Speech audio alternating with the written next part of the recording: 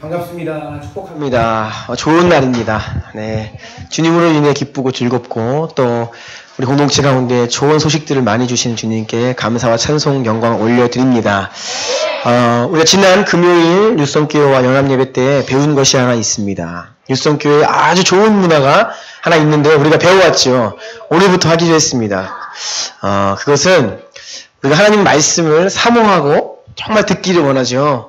와, 진리를 오늘 또 우리에게 어떤 말씀을 주실까를 기대하는 마음으로 제가 연습을 이제 하는 거. 제가 오늘 하나님께서 우리에게 주시는 말씀은 골로새서 3장 23절 말씀입니다. 그럼 여러분들은 환호와 박수와 함께 일어나시는 거예요. 그래서 우와 하면서 일어나셔서 성경을 찾으시고 함께 읽도록 할 텐데요. 자, 준비되셨어요? 네. 여러분, 주님 말씀 정말로 내가 기다렸습니다. 오늘 주신 말씀을 기대합니다라는 마음으로 박수와 함성으로 일어나시는 거예요. 주님 너무 기뻐하실 것 같아요. 하나님께서 오늘 우리에게 주시는 말씀은 골로새서 3장 23절 말씀입니다. 일어나십시오. 네. 앉으면 안 됩니다. 어서 오시면. 네.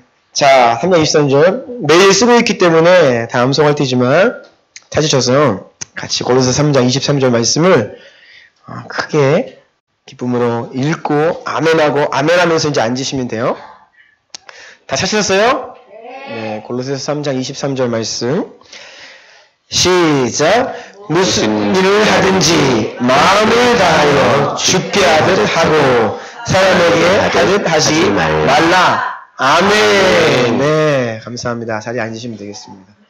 너무 좋은 것 같아요. 이렇게 우리의 마음과 이것을 주님 앞에 이렇게 올려드리면서 준비하고 말씀을 받는 거 너무 좋은 것 같아요.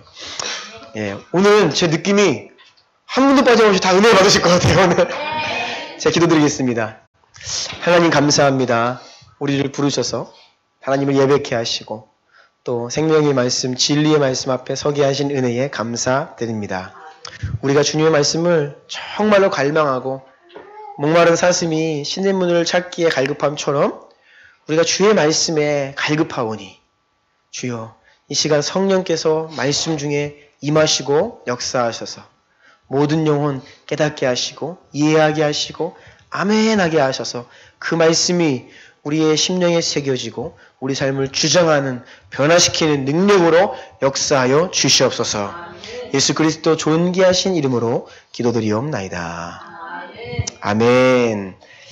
아멘.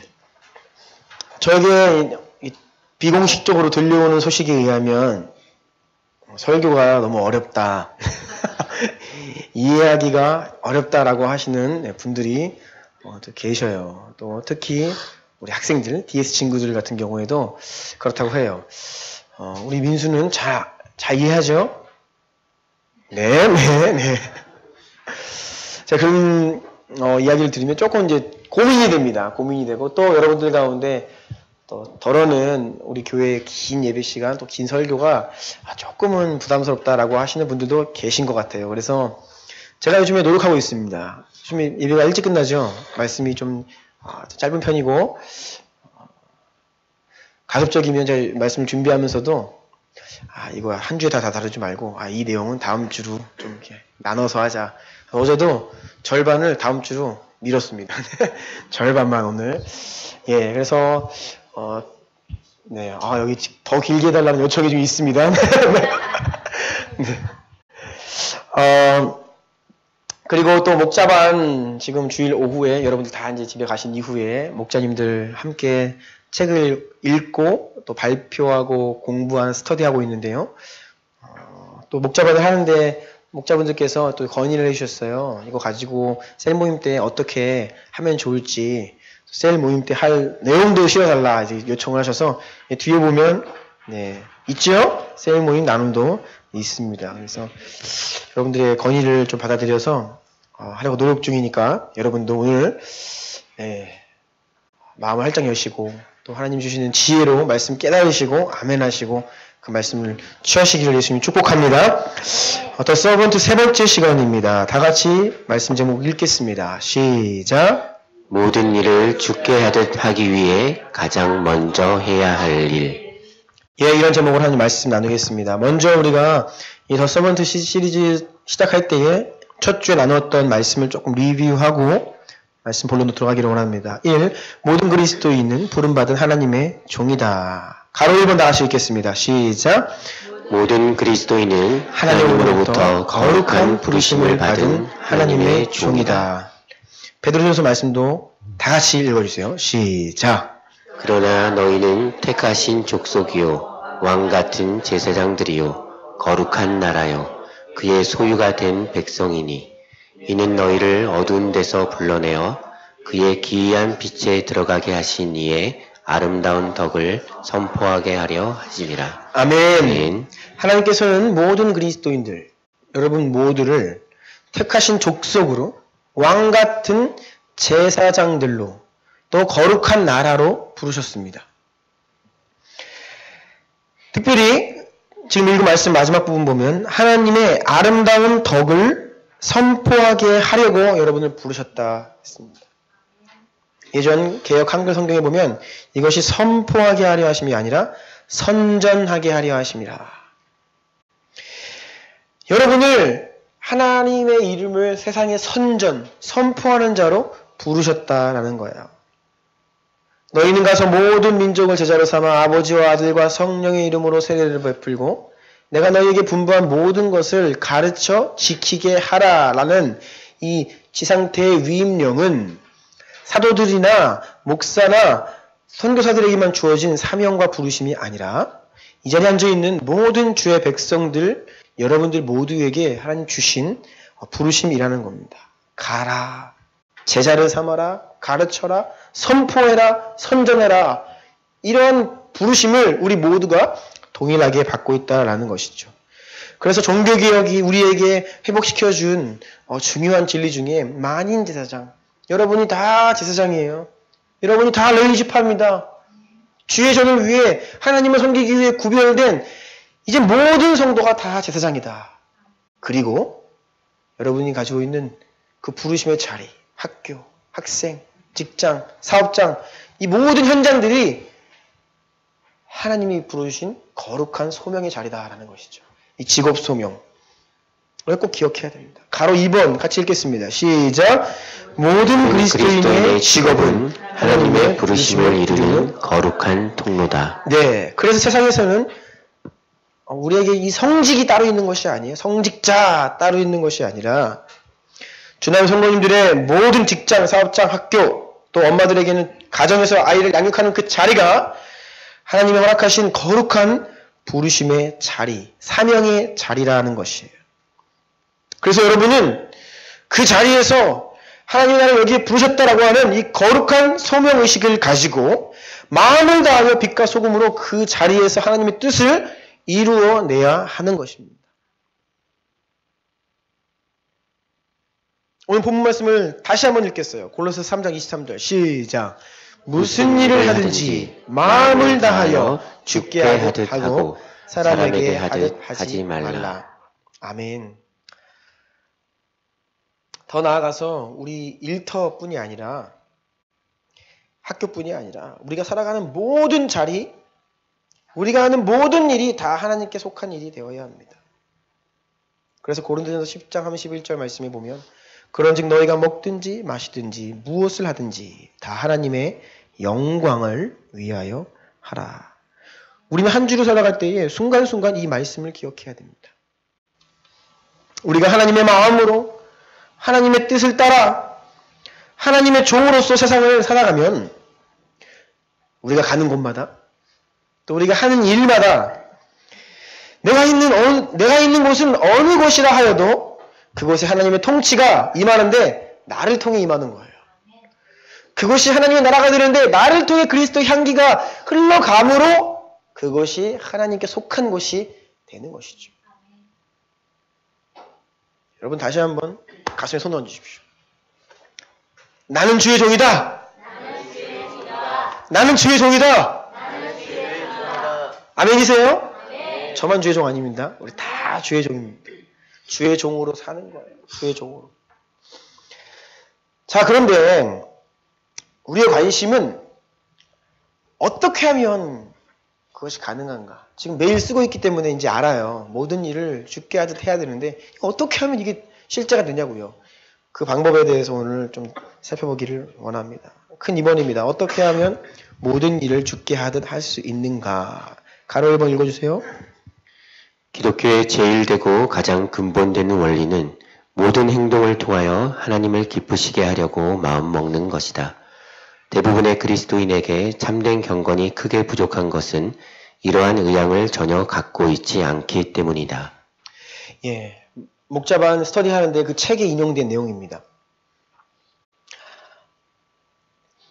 우리 그리스도인들의 가장 삶의 근본되는 원리가 우리 행동, 모든 행동을 통해 하나님을 기쁘시게 하려 하는 열망, 소망, 그렇게 하기를 원하는 마음이 있어야 하는데 문제는 그게 없다는 거예요. 원하지를 않는다는 것입니다. 관심이 없다는 거예요. 하나님께서 영광 받으시는 일에 관심이 별로 없고 또 그것이 하나님 영광 받으셔도 어느 한 부분 나의 삶의 모든 것을 통해 영광 받으시는 것에 대한 이 타오르는 열정이 없다는 것입니다. 여러분, 오늘 여러분이 살아계신 이유가 뭡니까? 아침에 눈을 딱 뜨면요. 저는 아이고 오늘도 호흡이 있네. 네. 하나님이 나에게 오늘도 호흡을 주셨다. 여러분 다 같이 숨을 들어 마셔보세요. 내쉬어보세요. 다시 한번.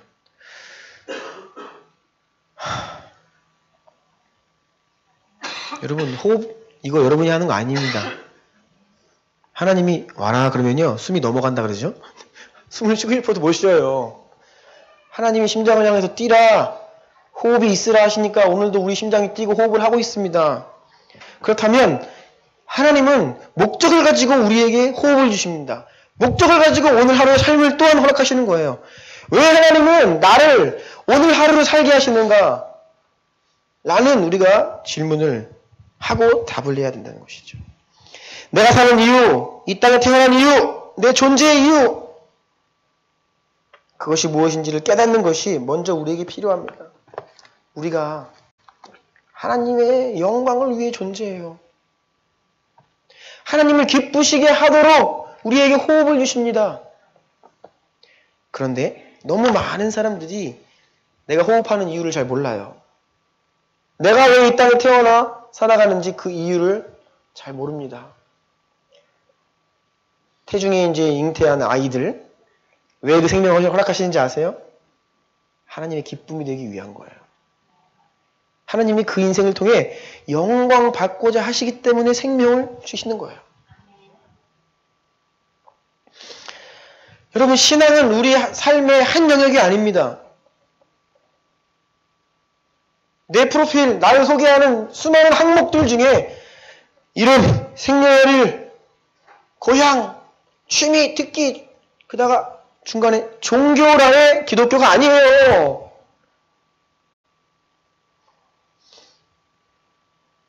우리의 전인격, 우리의 전부 예수 그리스도를 위해 존재하는 겁니다. 만약에 여러분의 신앙이 그냥 여러분을 소개하는 수많은 항목들 중에 하나로서라면 여러분은 종교를 가지고 있는 거예요. 그건 종교입니다. 종교에는 생명이 없어요. 종교는 우상입니다. 하나님은요, 우리의 전부를 당신의 것으로 부르셨어요. 신앙이란 우리 자신의 전 존재에 대한 정체성입니다. 그래서 우리가 교회에 와서 예배를 드리는 이것만으로 하나님께 영광을 돌리는 것이 아니라 내가 살아 숨쉬는 순간순간 나의 말과 행동과 모든 일들을 통해 하나님 기쁨 받으시도록 내가 존재한다라는 것을 우리는 늘 기억해야 되죠. 그리고 그것을 위해 살아간다는 것입니다.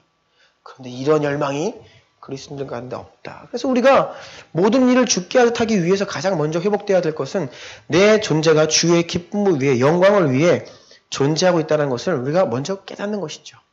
그리고 믿음으로 그것을 고백하는 것입니다. 주여, 나는 당신의 것. 내가 이 땅에 사는 이유는 당신 때문에 주님께 영광이 되고 기쁨이 되도록 내가 오늘도 살아갑니다. 라는 이 고백이 회복되어야 합니다. 그래서 내가 누구인지를, 존재의 이유를 먼저 알아야 한다는 것입니다. 이것이 이 첫 단추라는 거예요. 가로 3번입니다. 모든 일을 죽게 하듯 하기 위해서 먼저 예수님 그 십자가 복음 안에서, 그래서 우리가 하나님과의 관계가 회복되어야 합니다. 내가 누구인지를 먼저 알아야 돼요. 그래야 비로소 먼저는 주님을 제대로 섬길 수가 있게 됩니다. 주님을 제대로 섬길 수가 있게 돼요. 오늘 본문 말씀을 여러분 좀 잘 들여다보시면요. 무슨 일을 하든지 마음을 다하여 죽게 하듯 하고 사람에게 하듯 하지 말라. 오늘은 그 순서에 대해서만 기억하시면 돼요. 무슨 일을 하든지 어떻게 한다고요? 죽게 하듯. 그러면요, 정말 중요한 것은 주님께 어떻게 하고 있냐고요. 주님께 하듯 모든 일을 해야 하는데 내가 지금 주님께 어떻게 하고 있죠? 주님께 하고 있는 것을 점검해야 됩니다. 이것이 기준점이에요. 이것이 없기 때문에 주님께 하듯 어떻게 해야 되는 거예요? 추상적이 돼버리죠.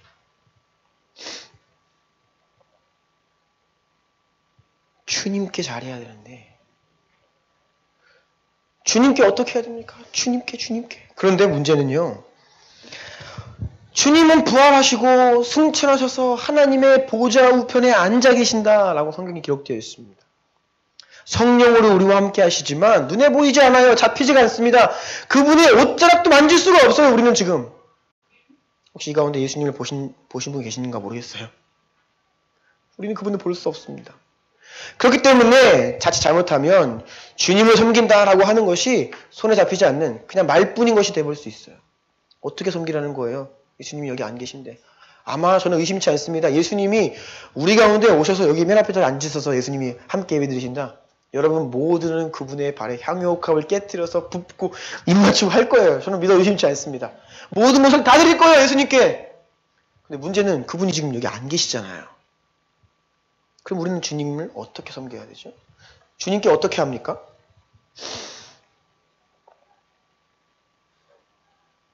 그 방법을 우리가 찾아보는 거예요. 다음 페이지 보면 말씀이 있는데 갈라디아서 1장 13절 바울의 고백인데 읽어주세요.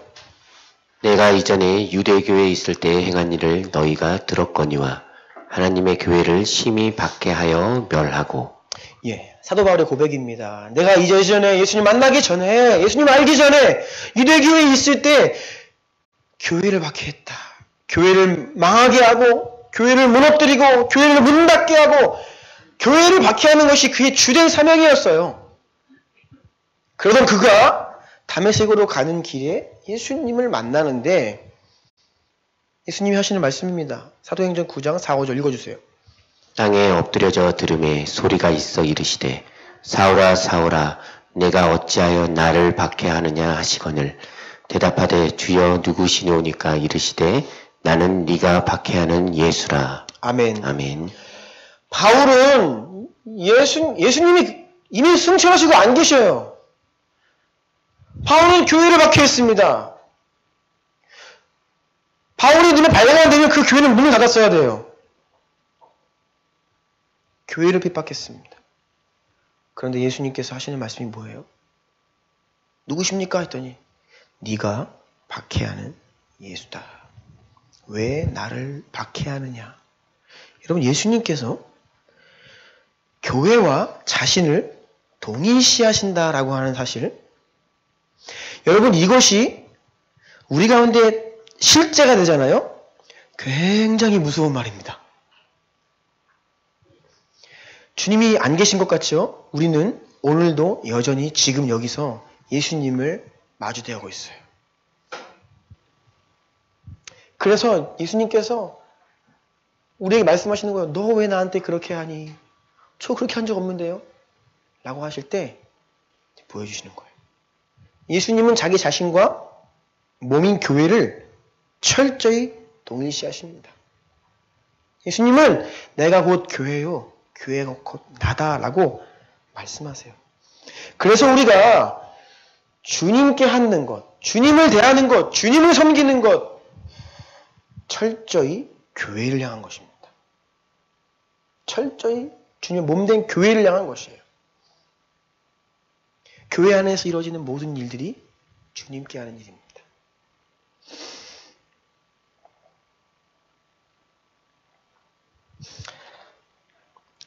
그래서 모든 일이 주님의 일이고 모든 성직이 따로 있는 것이 아니고 다 하는 일이 다 거룩한 일이고 하지만 우리가 하나님을 섬기고 주님을 대한다고 할 때에 그것의 1차적이고 가장 직접적인 일은 바로 그리스도의 몸된 교회 그리고 특별히 지금 이 순간 그 중에서도 교회 안에 있는 많은 일들 가운데서도 예배의 자리 여기가 바로 지금 우리의 마음이 주님께 드려지고 있고 주님을 대하고 있는 거예요.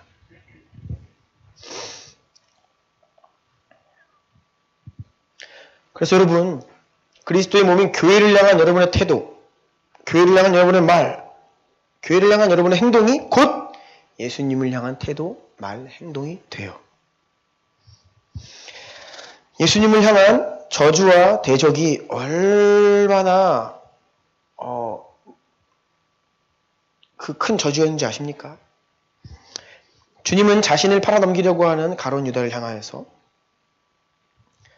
너희 중에 하나가 나를 팔 것인데 그에게 화가 있으리로다. 그 사람은 차라리 나지 아니하였더라면 자기에게 좋을 뻔하였느니라 라고 예수님 말씀하셨어요. 빌라도가 죄 없는 예수님을 십자가에 못 박으라고 막 아우성되는 백성들 앞에서 죄가 없거든요. 그래서 죄 없는 사람을 십자가에 매다는 것이 두려웠습니다. 그런데 사람들이 계속 못 박으래요. 빌라도가 예수님을 십자가에 못 박히도록 내어줄 수밖에 없었던 이유는요. 당시에 예루살렘에서 폭동이 일어나면 빌라도가 가지고 있는 군사력 가지고 그거 제압을 못합니다. 통제 불능에 빠져요. 그래서 빌라도가 계속 로마에 더 많은 병력, 군대를 보내달라고 요청을 하는데 부족합니다. 그래서 이 폭동이 일어나면 안 돼요. 그래서 이러다가는 큰일 나겠다. 들어주는 거죠. 그런데 이 사람은 지금 죄가 없어요. 그렇기 때문에 물을 가져다가 자신의 손을 씻습니다. 나는 이 사람에 대해서 죄 없다. 너희들이 이 핏값을 가져가라. 그랬더니 이스라엘 백성들이 아우성치면서 뭐라고 합니까? 그 피를 우리와 우리 자손들에게 돌릴지어다. 그래서 예수님의 그 핏값을 자기 자신과 자신들의 자손들에게 돌리라고 얘기했죠. 그 대가가 혹독했습니다. AD 70년에 로마의 디도 장군의 티투스 장군에 의해서 예루살렘이 함락되고 학살당하는데 대학살이 벌어졌죠. 예수님은 그것을 미리 보시면서 우셨죠. 사람들이 예루살렘 성전의 화려함을 자랑할 때에 예수님은 우셨습니다. 너희가 장차 당할 일들. 예수님을 향해 대적하고 예수님을 핍박하고 예수님을 못 받고 예수님께 고난을 가했던 이 모든 것들의 대가가 그것이 큰 죄였다는 것입니다. 오늘날도 마찬가지입니다. 주님은 지금 부활하시고 이 자리에 안 계신 것 같지만 오늘날 마찬가지예요. 교회를 향해 함부로 대하고 교회를 하찮게 대하고 교회를 적대시하고 교회를 무너뜨리는 데에 앞장서는 사람들 정말 불쌍한 사람들입니다. 그래서 예수님은 자신을 채찍질하고 죽이는 사람들을 향하여 하나님이여 저들의 죄를 용서해 주십시오. 자기들이 하는 일이 지금 얼마나 무서운 일인지 저들은 알지 못합니다. 라고 기도했잖아요. 예수님이. 오늘날 교회를 향하여서 손가락질하고 적대시하고 교회를 무너뜨리는데 사람들이 마음을 아파하고 있어요. 자, 그런데 여러분 오늘 우리가 살펴보기 원하는 것은요. 세상, 주를 모르는 자들이 교회를 적대시하는 것이 아닙니다. 그건 당연한 거고요. 성도들 스스로가 여러분이 교회를 어떻게 바라보고 있느냐라는 질문을 던지기를 원해요. 우리 자신에게. 우리의 태도를 점검해 보아야 합니다.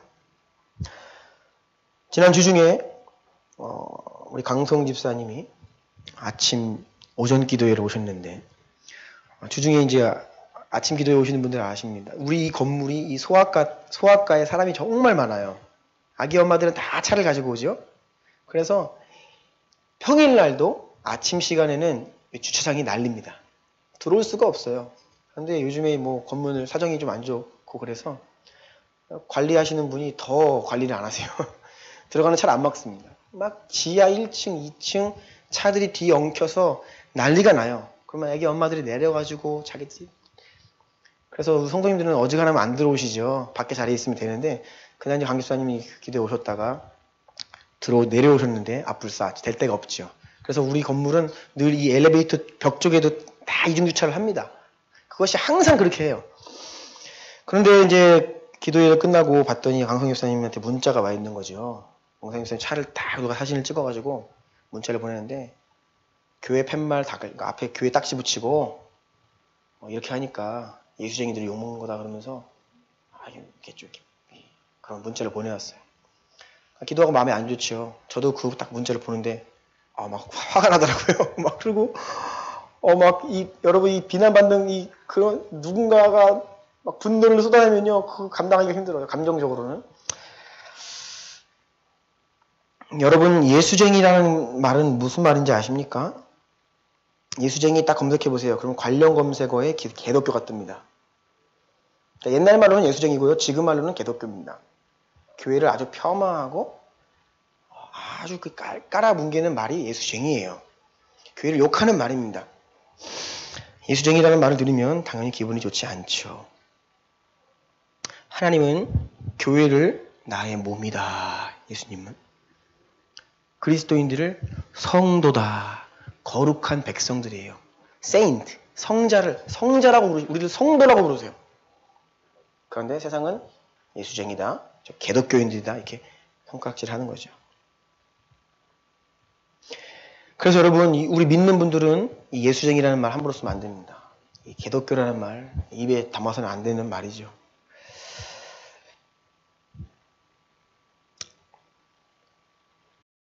여러분 교회가 타락해서 사람들이 예수님을 안 믿고 있습니까?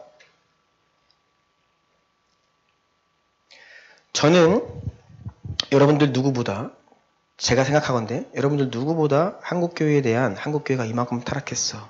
한국교회 문제가 이만큼 심각해. 저보다 그것을 더 심각하게 인식하고 있는 분 제가 별로 없다고 생각해요. 저는 여러분들 누구보다 한국교회가 타락했고 정말로 우리가 지금 그런 상황 가운데 있다라고 인식하고 있는 사람입니다. 그러니까 한국교회를 두둔하거나 제가 옹호한다는 그런 생각하지 마세요. 한국교회가 지금 그런 상황인데요. 우리가 이렇게 교회가 타락해서 사람들이 예수님을 안 믿고 있다라고 생각한다면 그것은 논리적으로는 맞지만 영적인 말은 아닙니다. 그건 인본주의적인 생각이에요. 천만에요. 교회가 타락했기 때문에 사람들이 예수님 안 믿는 게 아닙니다. 자, 그러면 강 집사님이 거기다가 주차 이렇게 안 하고 주차 반듯하게 우리 주나님께 성도들은 반듯하게 되면 사람들이 교회 성도들인데 잘 주차했네. 그러면서 예수님 믿을 그런 일은 발생하지 않아요. 제가 예전에 섬겼던 우리 온세계 교회 주차장이 넓습니다. 그 넓은 주차장 교회 바로 앞에 유료 주차장이 있어요. 근데도 이 교회가 그 주차장을 다 개방해요. 주중에. 아무나 와서 쓰라고. 그 주변에 있는 직장인들, 여기 밥 먹으러 오시는 분들 다 와서 일주일 내내 됩니다. 심지어는 교회 예배 때도 차가 돼 있어가지고, 그럴 때도 있어요.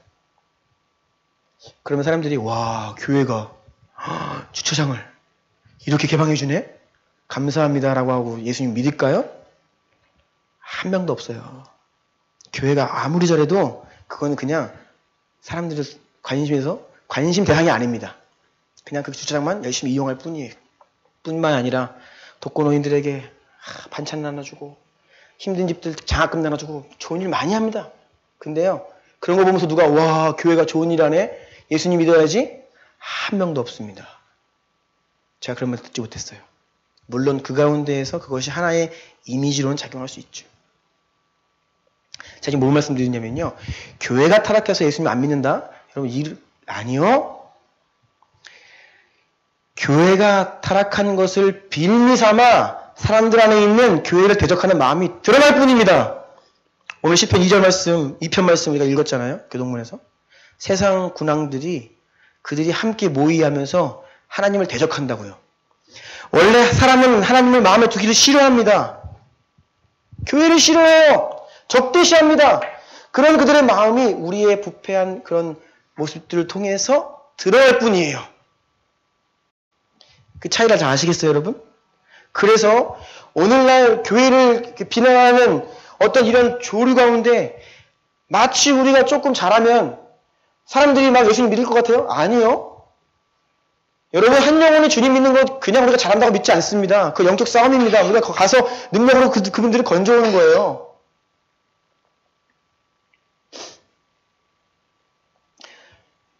교회 가지고 지금 난립니다. 다시 말씀드리지만 저는 교회를 옹호하는 것이 아닙니다. 교회는 심각하게 타락했습니다. 하나님의 주시는 부흥이 아니고서는 회개의 영을 부어주시는 일이 아니고서는 더 이상 우리는 살아남을 수가 없는 지경에 이르렀습니다. 그럼에도 불구하고 왜 이렇게 교회 가지고 세상에 난리입니까? 여러분, 영적인 눈을 뜨시고 보십시오. 그것은 교회만 타락한 것이 아니에요. 오히려 세상이 지금 타락했습니다. 여러분, 대통령도 지금 이렇게 했잖아요. 우리나라 지금 문제가 되고 있는 것이 뭐예요? 법관, 재판관, 검사들이 지금 타락했다고요, 나라에. 경찰관들이 타락했다고요. 세상이 지금 다 지금 타락했어요. 그런데 유독 교회 안에서 무슨 일이 벌어지잖아요? 그러면 더 과민하게 반응합니다. 왜냐고요? 본래 교회를 향해 적대시하는 마음들이 있기 때문이에요. 지금 교회 이름을 대겠습니다. 오늘의 교회 그 작년에 한 분이 지금 우리나라 시끄러운 성추행 문제 있잖아요. 검사님. 그 검사님이 당사자예요. 가해자로 좀 알려주고 있죠. 근데 그분이 작년에 오늘의 교회에서 세례받고 예수 믿었습니다. 그래서 그분이 작년에 세례받을 때에 구원 간증하는 것이 지금 문제가 됐죠. 오늘의 교회에서. 그런데 여러분, 그것을 지금 물고 늘어지면서 그 기사를 막 오늘의 교회 비판하고 있는 그 언론사는요, 본래부터 오늘의 교회 잡아먹으려고 안 달았던 언론사예요. 지금 안티기 기독교 언론들은요, 큰 교회들 다 타깃입니다. 조금만 생기면요, 그것 때문에 이 교회를 욕하는 게 아니라 원래 이 교회를 어떻게 하면 무너뜨릴까, 비판할까 준비하고 있어요.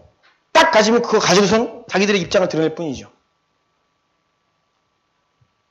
저는 그렇게 사회에 유망 있고 검사였다라고 하는 이 이름 때문에 간증 세우고 이런 거 반대하는 사람이에요. 잘했다는 것이 아니라 그러한 세상의 비판 동조해가지고 우리도 똑같이 교회를 향하여서 그러면 안 되는데 우리가 휩쓸리고 있다는 거예요. 지금 너무 많이 왔는데 여러분, 예수님 보세요. 예수님이 하신 일이 뭡니까? 예수님은 죄가 없으세요. 잘못한 게 없으십니다. 예수님은 틀린 말 하신 적이 없어요. 예수님이 하신 일이라고는 어디를 가든지 아파하는 자 위로해 주시고 병든 자 고쳐주시고 먹여주시고 구원을 전하시고 세리와 청년들 당시 버림받은 사람들과 함께 하셨다고요. 근데 예수님을 달아 죽였어요. 교회가요, 아무리 좋은 일을 해도요, 우리에게 구원이 있고 예수님 십자가를 전하는 순간 세상은 교회를 대적하게 되어 있습니다. 그래서 우리 가운데 자꾸 세상 논리로 교회를 바라보고 똑같은 프레임으로 교회를 비판하고, 여러분, 이것은 육적인 거예요. 인본주의입니다. 제가 왜 이렇게 많은 말씀을 드렸냐고 하면 우리 강 집사님에게 문자를 보냈던 그분, 그래서 제가 우리 교회 대표 이름으로 강 집사님이 대응을 하면 감정되게 되니까 제가 문자를 보냈어요. 번호 알려달라고 해서 굿닥터스 빌딩 5층 주나임교회 담임 류진용입니다.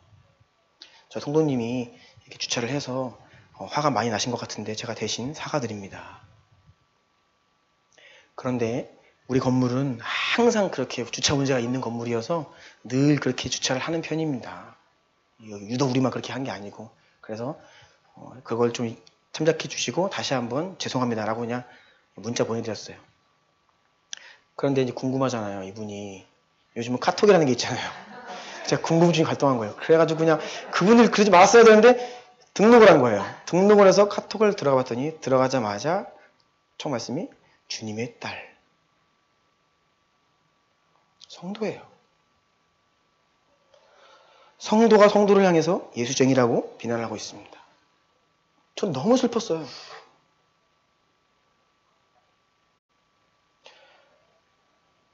화가 납니다. 우리도 운전하다 보면 어디 가서 막 주차 막 그러면 이렇게 하면 사람 화가 나죠? 이해해요. 화가 날 수 있습니다. 그런데 거기 교회 딱지가 붙어 있으면 아, 이분 교회 다니는 사람이네? 성도네? 그럼 아무리 화가 나도 그렇게 얘기하면 안 되죠. 왜 성도 입에서 예수쟁이가 나옵니까? 세상은 예수쟁이다, 개독교다 욕해도요. 성도들끼리는 그러면 안 되죠. 제가 무엇을 보았냐면 오늘날 이 세상의 조류, 세상이 교회를 우습게 여기고 하찮게 여기고 그냥 뭐 조금만 잘못하면 욕하고 막 도마에 올리고 하니까 성도들 스스로도요. 교회를 엄청 우습게 봐요. 성도를 우습게 봅니다. 만약에 거기에 우리 교회 딱지가 안 붙어 있으면 그런 말은 막 그렇게 자기 번호가 들어가는데 막 할 수 있을까요? 해코지 당할까봐? 이 사람 누군지 알고? 근데 교회 이름이 딱 붙어 있으면요. 우습게 봐요. 근데 세상 사람이 그랬으면 제가 좀 났을 텐데 성도가 성도한테 그렇게 하는 거예요.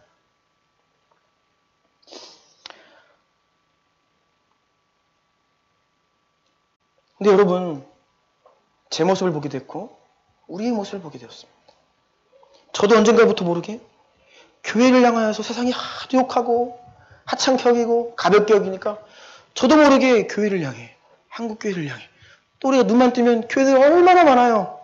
그런 교회들을 향해서 어딘가 모르게 주님은 나의 몸이다 라고 하시는데 좀 가볍게 보는 경향이 제 안에 있는 것을 확인했어요. 여러분 어떠십니까? 주님의 몸된 교회를 향하여 우리 꼭 준한교회뿐이 아니라 모든 교회를 어떻게 바라보고 계세요? 저는 연합예배가 너무 좋습니다. 유성교회와 연합하는 자가 너무 좋아요. 왜냐하면요. 하나님이 조금이라도 확인시켜주는 거예요. 우리는 우리 테두리 안에서만 하나님 주님 몸이라고 생각할 수 있는데요. 이웃교회 가면요. 똑같은 주님 몸입니다. 근데 그것이 뉴성교회와 주나임교회만이 아니라 모든 교회가 다 예수님 몸이에요. 너무나 간단한 성경에 진술되어 있는 교회론. 바울이 뭐라 했습니까? 너희들이 다 같은 지체야. 왼손이 아프면 내가 아픈 거고 발이 아프면 그것도 내가 아픈 거예요. 근데 우리는요. 교회가 다 흩어져 있고 찢어져 있어서 다른 교회가 아파해도 아프지 않고 여러분 세상이 어떤 교회를 도마에 올리고 욕하면요. 같이 비난할 게 아니라 내가 저럴 줄 알았어. 이게 아니라 너무나 우리가 마음 아파해야 돼요. 주여 제 몸이 너무 아픕니다. 세상이 지금 교회를 욕합니다. 주님 어찌해야 합니까? 용서해 주십시오. 살려주십시오. 그런데 언제부턴가 우리는 내 교회는 조금 귀히 여기는지 모르지만 다른 교회 소식 들려오면요.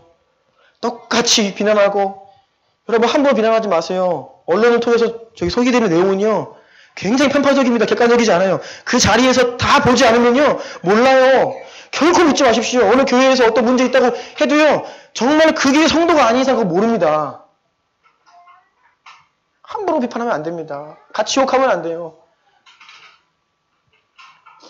그런 사이에 교회를 향한 우리의 태도가 얼마나 가벼워지는지 모릅니다. 큰 3번이에요. 모든 일을 주께 하듯 하기 위해 먼저 주님을 온전히 섬겨야 한다. 우리가 교회 안에서 재정, 시간, 마음을 들여 하는 모든 일, 그리고 여러분 각자에게 주어진 이 교회 안에서 역할과 섬김, 특별히 지금 드린 예배, 훈련, 직분, 봉사, 셀모임, 성도들을 서로를 향한 사랑과 인내, 배려, 자기 부인, 이 모든 교회 안에서 일어나는 일들이 바로 내가 오늘 주님께 하는 거예요.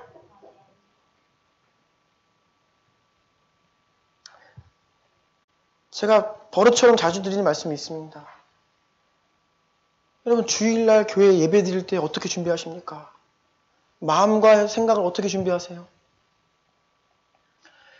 학생이 수능시험을 보려고 하면요. 수능시험 앞두고요. 컨디션 조절을 엄청 합니다. 왜요? 그 시간에 최선을 다해서 실력 발휘하려고요. 준비해요. 잠 잘 자야 되고 배탈 나면 안 되고 감기 걸리면 안 되고 선수가 경기장에 나갈 때는요. 체력 관리 잘 하죠. 체력 관리에 실패하면 꽝. 여러분 주님께 하는 일에 이 교회 안에서 하는 거 다 주님께 하는 거라고 했죠. 그 중에서도 첫 번째로 꼽으자면 예배 자리입니다. 여러분 예배 어떻게 드리고 계십니까? 이것이 지금 주님을 향한 우리의 태도예요. 여러분 이 예배 자리에 나올 때 어떤 마음으로 나오세요? 어떻게 드리고 있습니까?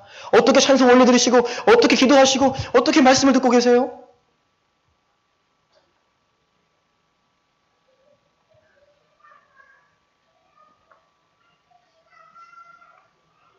밑에 그림 보시면요.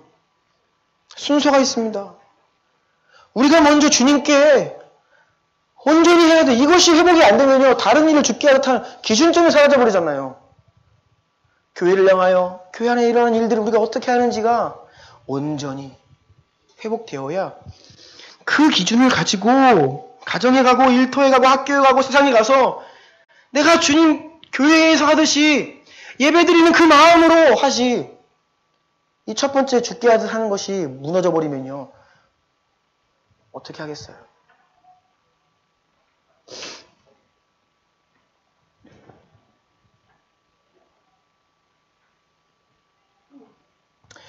무슨 일을 하든지 마음을 다하여 죽게 하듯 하라 하신 말씀은 주님의 몸된 교회 안에서 하는 것처럼 여러분이 먼저 이 땅 위에 있는 교회들을 향해 태도와 마음, 섬김을 온전히 예수님께 하는 것처럼 정비를 하고 온전케 한 이후에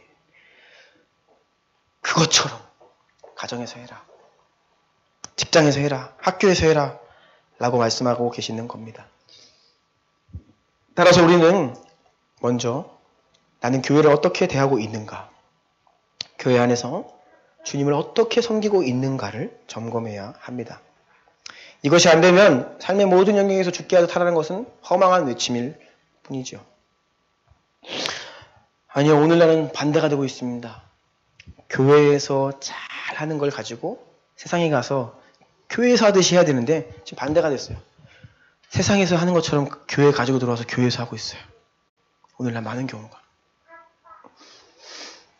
여러분, 우리가 이분법 빠지면 안 된다라고 하죠. 교회만이 거룩한 것이 아니라 우리가 하는 모든 일이 거룩한, 이 말 조심히 알아들으십시오. 가로서 한번 보세요. 교회의 사역자뿐 아니라 우리 모두가 주님의 종이다. 이 말을 여러분 오해하지 마십시오. 교회에서 드리는 공적 예배뿐 아니라 우리의 생활 전체가 삶의 예배다. 이 말 조심하셔야 됩니다. 이게 진리인데 조심해야 돼요. 교회에서 하는 봉사뿐이 아니라 세상에서 하는 모든 일이 하나님의 일이다 라고 하는 것 조심하셔야 돼요. 자, 예를 들어 드릴게요. 오래전에 우리 한국교회 신앙의 어르신들은 교회 안에서 정말 주님께 하듯 했습니다. 아직도 우리 최 권사님은 제가 여기 신발 신고 위에 올라오는 거 신발 벗고 올라왔으면 좋겠다고 말씀하세요. 저 어렸을 때 강대상은요, 권사님들이요, 먼지 하나 없이 닦습니다. 강대상에. 여기 신발 신고 절대 못 올라가요. 여기 반질반질하게 여기 닦습니다. 강대상은요. 여기가 거룩한 하나님의 단이다. 근데 그것을 이분법이다라고 했죠. 여기만 거룩한 게 아니라 다 거룩하다라고 했어요. 근데요, 문제가 있습니다. 이것이 우리 신앙의 선배들이 강대상을, 주님의 교회를 광나게 깎는 그 마음을 가지고 가정에 가서 똑같이 해야 되고, 그 하던 대로 직장에 가서 그렇게 했어야 돼요. 그런데 어떻게 됐냐면 세상에서 하던 식으로 교회에서 해버려요. 그러니까 거꾸로 되는 거예요.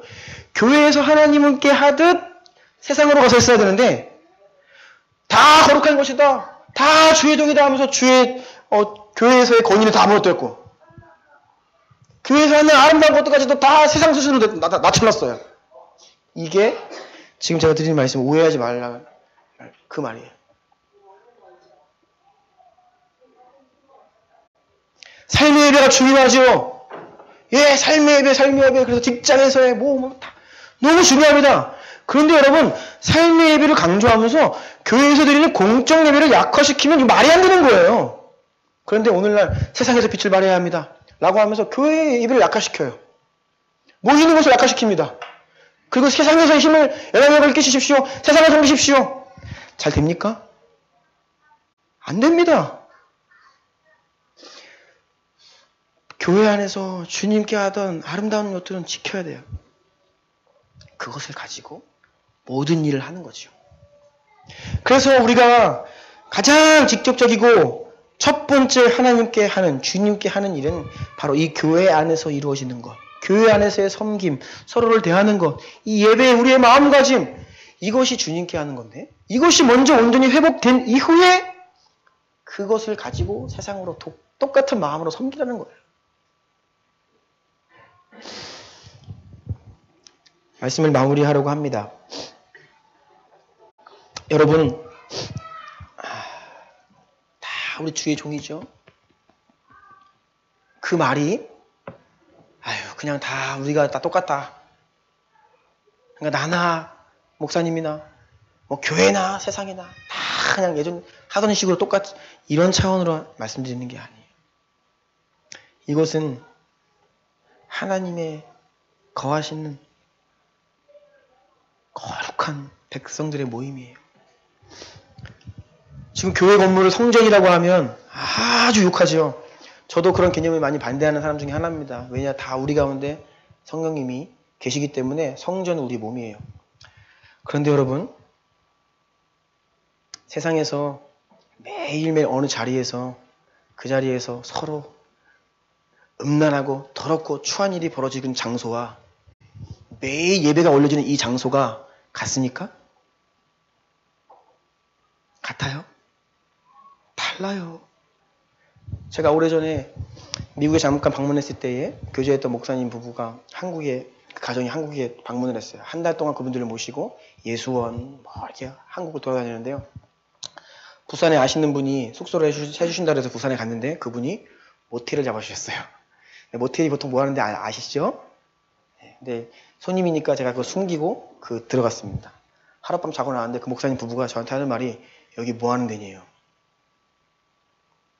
Spirit of adultery. 음란의 영이 자기 느껴지는데 여기 뭐 하는 데니? 물어보더라고요. 그래서 제가 얘기했어요. 사실은 여기가 우리나라 모텔 문화가 이렇습니다. 여러분, 매일 그런 일이 벌어지는 장소는요, 그 장소가 여기 예배가 드려진 장소가 같아요? 달라요. 건물이 성전이냐고 욕하면서요, 그 말 쓰지 말라고 하면서요, 여기랑 세상을 똑같이 하려고 하는데 아닙니다, 여러분. 매일 예배드리는 이 장소는 거룩해요. 그래서 저는 건물이 성전이다라고 하는 것은 반대하지만 이곳은 거룩한 곳이에요. 우리가 그 개념을 놓치면 안 됩니다. 자꾸 세상은요 끌어내립니다. 그래서 목회자의 권위 끌어내리고 교회 아니야 세상이랑 똑같아 그러면서 세상 수준으로 끌어내리고 교회에서 하는 일이랑 세상에서 하는 일 똑같아 라고 하면서 끌어내리고 그래서는 안 되죠. 무너져 있는 우리 삶의 모든 영역의 일들이 교회에서 하는 일로 끌어올림 당해야 되죠. 그러기 위해서는 먼저 교회 안에서 주님의 교회를 향한 우리의 태도, 우리의 마음, 우리의 섬김이 주께 마음을 다해 하는 것으로 회복되어야 한다는 것입니다. 이것이 순서입니다. 기도하실게요. 여러분 두 가지 말씀드렸습니다. 정체성입니다. 우리가 어느 한 부분으로만 하나님께 나아가는 것이 아니라 우리의 삶 전체가 하나님께 드려진 존재다라는 것. 그리고 먼저 몸된 교회 안에서 교회를 향한 우리의 마음과 태도가 온전해져야 그것을 기준 삼아 모든 일을 그것처럼 주께 하듯 한다는 것입니다. 이 시간 한번 기도할 때 먼저 기도하고 싶은 것은 교회를 향한 우리의 태도를 점검하며 돌아보며 한번 기도했으면 좋겠습니다. 나도 모르게 세상이 교회를 하찮게 여기고 가볍게 입에 담고 교회를 비판하고 그러는 통에 나도 모르게 교회를 향해 하찮게 여기고 교회 별거 아닌 것처럼 여기게 되면 이 모습을 좀 회개했으면 좋겠어요. 하나님은 거룩한 하나님 백성, 성도라 부르십니다. 교회를 나의 몸이라고 하십니다. 여러분 그런 교회를 향하여서 가볍게 여겼던 우리의 마음들을 회개합시다. 나도 모르게 그들의 그 비판과 교회를 무너뜨리는 그 일에 동참하였던 것을 회개합시다. 그리고 우리가 어떤 교회나 어떤 목회자나 어떤 성도들이나 그런 일들로 같이 이렇게 비판하고 할 수 있다면 좀 구체적으로 하나님께 용서를 구하면서 주의 몸되는 교회를 향해 이제는 내가 같이 마음 아파할 것입니다. 세상과 함께 비판하지 않을 것입니다. 무너뜨리는 데 동참하지 않을 것입니다. 교회를 향한 나의 태도가 예수 그리스도를 향한 나의 마음처럼 변화되게 해주십시오. 이런 마음으로 주여 몸으로 기도하기를 원합니다.